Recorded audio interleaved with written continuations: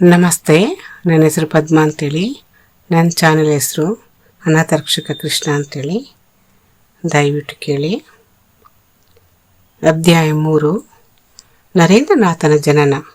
ಬೆಳಕಾಗಿ ಬಂದ ಪುಟ್ಟ ಜೀವ. ಕಲ್ಕತ್ತಾ, 1863 ಜನವರಿ 12. ಬೆಳಗಿನ ಹೊತ್ತು. ನಗರ ಇನ್ನೂ ಸಂಪೂರ್ಣವಾಗಿ ಎಚ್ಚರಗೊಂಡಿರಲಿಲ್ಲ. ಬೀದಿಗಳಲ್ಲಿ ಮಂಜಿನ ತೆಳುವಾದ ಪದರ, ದೂರದಲ್ಲಿ ಕೇಳಿಬರುತ್ತಿದ್ದ ದೇವಾಲಯದ ಗಂಟೆಯ ನಾದ, ಗಂಗೆಯ ದಡದಿಂದ ಬೀಸುತ್ತಿದ್ದ ತಂಪಾದ ಗಾಳಿ ದತ್ತರ ಮನೆಯ ಕಿಟಕಿಗಳಲ್ಲಿ ಮೆಲ್ಲನೆ ತಟ್ಟುತ್ತಿತ್ತು. ಆದರೆ ದತ್ತರ ಮನೆಯೊಳಗೆ ಮಾತ್ರ ಒಂದು ಹೊಸ ಇತಿಹಾಸ ಬರೆಯಲು ಸಿದ್ಧವಾಗುತ್ತಿತ್ತು. ಭುವನೇಶ್ವರಿ ದೇವಿಯ ಮುಖದಲ್ಲಿ ನೋವಿನ ಛಾಯೆ ಇತ್ತು. ಆದರೆ ಆ ನೋವಿನ ಹಿಂದೆ ಹೇಳಲಾಗದ ಒಂದು ಸಂತೋಷವೂ ಅಡಗಿತ್ತು. ಅವರು ಕಣ್ಣು ಮುಚ್ಚಿ ಶಿವನನ್ನು ನೆನೆದರು. ಮಹಾದೇವ, ನನ್ನ ಪ್ರಾರ್ಥನೆಯನ್ನು ನೀನು ಕೇಳಿದ್ದರೆ ಈ ಮಗುವನ್ನು ನಿನ್ನ ಆಶೀರ್ವಾದದೊಂದಿಗೆ ಈ ಲೋಕಕ್ಕೆ ಕಳುಹಿಸು. ಅದು ತಾಯಿಯ ಮಾತು. ಅದು ಕೇವಲ ಒಂದು ಬೇಡಿಕೆಯಲ್ಲ.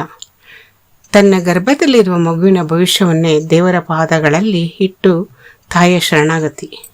ಕೆಲವೇ ಕ್ಷಣಗಳಲ್ಲಿ ಒಂದು ಪುಟ್ಟ ಮಗುವಿನ ಅಳು ಮನೆಯ ಮೌನವನ್ನು ಛಿದ್ರಿಸಿತ್ತು. ಆ ಅಳು ಕೇಳಿದ ಕ್ಷಣಕ್ಕೆ ಮನೆಯ ವಾತಾವರಣವೇ ಬದಲಾಯಿತು. ಒಬ್ಬರು ಓಡಿ ಬಂದರು. ಮಗು ಹುಟ್ಟಿದೆ. ಆ ಮಾತು ಕೇಳಿದಾಗ ಮನೆಯಲ್ಲಿದ್ದವರ ಮುಖಗಳಲ್ಲಿ ಸಂತೋಷ ಹರಡಿತು. ಭುವನೇಶ್ವರಿ ದೇವಿಯ ಕಣ್ಣಲ್ಲಿ ಕಣ್ಣೀರು ತುಂಬಿತು. ಅವರು ತಮ್ಮ ಮಗುವನ್ನು ಮೊದಲ ಬಾರಿಗೆ ನೋಡಿದರು. ಪುಟ್ಟ ಕೈಗಳು, ಪುಟ್ಟ ಕಾಲುಗಳು, ಕಣ್ಣುಗಳು ಇನ್ನೂ ಸಂಪೂರ್ಣವಾಗಿ ತೆರೆದಿರಲಿಲ್ಲ. ಆದರೆ ತಾಯಿಗೆ ಮಾತ್ರ ಆ ಮಗುವಿನಲ್ಲಿ ಇಡೀ ಜಗತ್ತು ಕಾಣಿಸಿತು. ಅವರು ಮಗುವನ್ನು ತಮ್ಮ ಎದೆಯೇ ಅಪ್ಪಿಕೊಂಡರು. ಆ ಕ್ಷಣದಲ್ಲಿ ಅವರ ಕಣ್ಣಿನಿಂದ 2 ಹನಿ ಕಣ್ಣೀರು ಮಗುವಿನ ಮುಖದ ಮೇಲೆ ಬಿತ್ತು. ನನ್ನ ಮಗನೇ, ಅವರ ಧ್ವನಿ ನಡುಗುತ್ತಿತ್ತು. ನೀನು ನನ್ನ ಮಗು ಮಾತ್ರ ಅಲ್ಲ, ದೇವರು ನನಗೆ ಕೊಟ್ಟವರ. ಅವರು ಮಗುವಿನ ಹಣೆಗೆ ಮುತ್ತಿಟ್ಟರು. ನೀನು ದೊಡ್ಡವನಾಗಬೇಕು ಎನ್ನುವ ಆಸೆ ನನಗಿಲ್ಲ. ನೀನು ಒಳ್ಳೆಯವನಾಗಬೇಕು. ಯಾರ ಕಣ್ಣಲ್ಲೂ ಕಣ್ಣೀರು ಬರದಂತೆ ಬದುಕಬೇಕು. ಬಡವನ ನೋವನ್ನು ನಿನ್ನ ನೋವಿನಂತೆ ಕಾಣಬೇಕು ಎಂದು ಸತ್ಯವನ್ನು ಯಾವತ್ತೂ ಬಿಡಬಾರದು. ಪುಟ್ಟ ಮಗು ಏನೂ ಅರ್ಥ ಮಾಡಿಕೊಳ್ಳದೆ ತಾಯಿಯ ಎದೆಯ ಮೇಲೆ ಮೌನವಾಗಿ ಮಲಗಿತ್ತು. ಆದರೆ ಕಾಲಕ್ಕೆ ಗೊತ್ತಿತ್ತು, ಈ ಪುಟ್ಟ ಹೃದಯದಲ್ಲಿ ಮುಂದೆ ಎಷ್ಟೋ ದೊಡ್ಡ ಮಾನವೀಯತೆ ಅರಳಲಿದೆ ಎಂದು. ಹೆಸರಿನ ಹುಡುಕಾಟ. ಮಗು ಹುಟ್ಟಿದ ನಂತರ ಮನೆಯೊಳಗೆ ಒಂದು ಹೊಸ ಚರ್ಚೆ ಆರಂಭವಾಯಿತು. ಮಗುವಿಗೆ ಯಾವ ಹೆಸರಿಡಬೇಕು? ಎಲ್ಲರೂ ತಮ್ಮ ತಮ್ಮ ಅಭಿಪ್ರಾಯಗಳನ್ನು ಹೇಳಿದರು. ಆದರೆ ಭುವನೇಶ್ವರಿ ದೇವಿಯ ಮನಸ್ಸಿನಲ್ಲಿ ಒಂದು ಹೆಸರು ಇತ್ತು. ಅದೇ ನರೇಂದ್ರನಾಥ ದತ್ತ. ಹೆಸರು ಇಟ್ಟ ಕ್ಷಣದಲ್ಲಿ ಮನೆ ಹಿರಿಯರು ಮಗುವನ್ನು ಆಶೀರ್ವದಿಸಿದರು. ದೀರ್ಘಾಯುಷ್ಯವಾಗಲಿ, ಒಳ್ಳೆಯ ಮನುಷ್ಯನಾಗಲಿ, ಕುಟುಂಬದ ಕೀರ್ತಿಯನ್ನು ಹೆಚ್ಚಿಸಲಿ.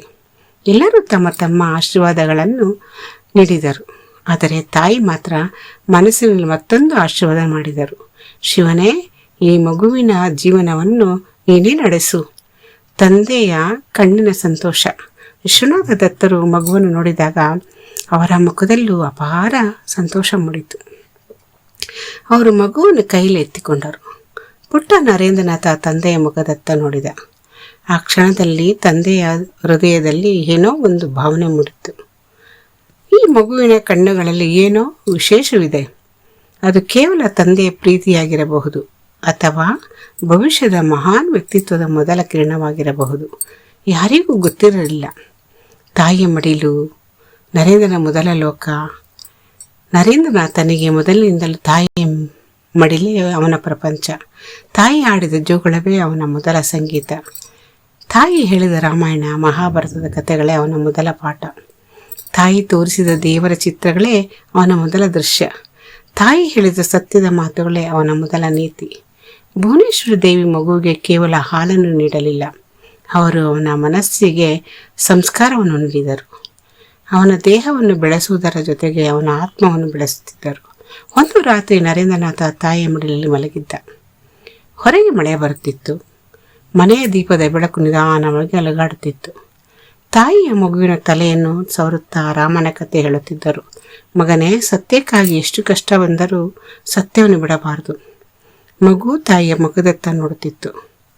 ಅವನಿಗೆ ಕತೆ ಅರ್ಥವಾಗಿರಲಿಲ್ಲ, ಆದರೆ ತಾಯಿಯ ಧ್ವನಿಯಲ್ಲಿದ್ದ ಪ್ರೀತಿ ಅರ್ಥವಾಗುತ್ತಿತ್ತು. ಪುಟ್ಟ ನರೇಂದ್ರನ ಮೊದಲ ಗುರು. ಶಾಲೆಗೆ ಹೋಗುವ ಮುಂಚೆ ನರೇಂದ್ರನಾಥನಿಗೆ ಒಬ್ಬ ಗುರು ಸಿಕ್ಕಿದ್ದರು. ಅವರು ಶಾಲೆಯ ಗುರು ಅಲ್ಲ, ಅವರು ಅವನ ತಾಯಿ. ತಾಯಿ ಅವನಿಗೆ ಕಲಿಸಿದ ಮೊದಲ ಪಾಠ ಭಯಪಡಬೇಡ, ಎರಡನೇ ಪಾಠ ಸತ್ಯವನ್ನು ಕೇಳು, ಮೂರನೇ ಪಾಠ ಇತರರನ್ನು ಪ್ರೀತಿಸು, ನಾಲ್ಕನೇ ಪಾಠ ದೇವರನ್ನು ನಂಬು, ಮತ್ತು ಅತ್ಯಂತ ದೊಡ್ಡ ಪಾಠ ಮನುಷ್ಯನನ್ನು ಪ್ರೀತಿಸುವುದೇ ದೇವರನ್ನು ಪ್ರೀತಿಸುವುದು. ಈ ಮಾತುಗಳು ಮುಂದೆ ನರೇಂದ್ರನಾಥನ ಜೀವನದ ಅಡಿಪಾಯವಾಗಲಿದ್ದವು. ಒಂದು ಪುಟ್ಟ ನಗು. ಮನೆಯವರು ಮಗುವಿನ ಸುತ್ತ ಕುಳಿತು ಮಾತನಾಡುತ್ತಿದ್ದರು. ಯಾರಾದರೂ ಅವನನ್ನು ಬುದ್ಧಿಸಿದರೆ ಅವನು ಪುಟ್ಟ ನಗು ಬೀರುತ್ತಿದ್ದ. ಆ ನಗು ನೋಡಿದಾಗ ಭುವನೇಶ್ವರಿ ದೇವಿ ಹೇಳುತ್ತಿದ್ದಳು, ಈ ನಗು ನನಗೆ ಮನೆಗೆ ಮಾತ್ರವಲ್ಲ, ಒಂದು ದಿನ ಇನ್ನೂ ಅನೇಕ ಹೃದಯಗಳಿಗೆ ಸಂತೋಷ ಕೊಡಲಿ. ಅವರು ಹೇಳಿದ ಮಾತು ಈಗ ಕನಸಿನಂತಿತ್ತು, ಆದರೆ ಭವಿಷ್ಯ ಅದನ್ನು ನಿಜ ಮಾಡಲಿತ್ತು. ಒಂದು ದಿನ ಆ ಪುಟ್ಟ ನರೇಂದ್ರನಾಥನ ಧ್ವನಿ ಭಾರತದ ಯುವಕರನ್ನು ಎಬ್ಬಿಸಲಿದೆ. ಒಂದು ದಿನ ಅವನ ಮಾತುಗಳು ಸಾವಿರಾರು ಹೃದಯಗಳಲ್ಲಿ ಆತ್ಮವಿಶ್ವಾಸದ ಬೆಂಕಿ ಹಚ್ಚಲಿವೆ. ಒಂದು ದಿನ ಅವನು ಸಮುದ್ರ ದಾಟಿ ಜಗತ್ತಿನ ವೇದಿಕೆಯಲ್ಲಿ ನಿಂತು ಭಾರತದ ಆಧ್ಯಾತ್ಮಿಕ ಶಕ್ತಿಯನ್ನು ಪರಿಚಯಿಸಲಿದ್ದಾನೆ. ಆದರೆ ಆ ದಿನ ಇನ್ನೂ ಬಹಳ ದೂರದಲ್ಲಿತ್ತು. ಈಗ ಅವನು ಕೇವಲ ತಾಯಿಯ ಮಡಿಲಲ್ಲಿ ಮಲಗಿರುವ ಒಂದು ಪುಟ್ಟ ಮಗು. ತಾಯಿ ಅವನನ್ನು ನೋಡ್ತಾ ಮತ್ತೊಮ್ಮೆ ನಿಧಾನವಾಗಿ ಹೇಳಿದರು, ನನ್ನ ನರೇನ್, ನೀನು ಯಾರಿಗೂ ನೋವಾಗಬೇಡ, ಯಾರಿಗೂ ಹೆದರಬೇಡ, ನಿನ್ನ ಹೃದಯ ಯಾವತ್ತೂ ದೊಡ್ಡದಾಗಿರಲಿ. ಮಗು ಕಣ್ಣು ಮುಚ್ಚಿತು. ತಾಯಿ ಅವನ ಹಣೆಗೆ ಮುತ್ತಿಟ್ಟರು. ಹೊರಗೆ ಮುಂಜಾನೆ ಬೆಳಕು ನಿಧಾನವಾಗಿ ಹರಡುತ್ತಿತ್ತು. ಸೂರ್ಯ ಉದಯಿಸುತ್ತಿದ್ದ. ಆ ದಿನ ಕಲ್ಕತ್ತಾದ ಆಕಾಶದಲ್ಲಿ ಉದಯಿಸಿದ ಸೂರ್ಯನ ಜೊತೆಗೆ ಭಾರತದ ಭವಿಷ್ಯದಲ್ಲೂ ಒಂದು ಹೊಸ ಬೆಳಕು ಉದಯಿಸಿತ್ತು. ಆ ಬೆಳಕಿನ ಹೆಸರು ನರೇಂದ್ರನಾಥ. ಮತ್ತು ಕಾಲ ಅವನನ್ನು ಮುಂದೆ ಜಗತ್ತಿಗೆ ಪರಿಚಯಿಸಬೇಕಿತ್ತು. ಸ್ವಾಮಿ ವಿವೇಕಾನಂದ ಎಂದು ಮುಂದುವರಿಯುತ್ತದೆ. ಅಧ್ಯಾಯ 4. ಚಂಚಲ ನರೇನ್ ಮನೆಯನ್ನು ನಗಿಸಿದ ಪುಟ್ಟ ಕಂದ. ಅಭಿನಂದನೆಗಳು.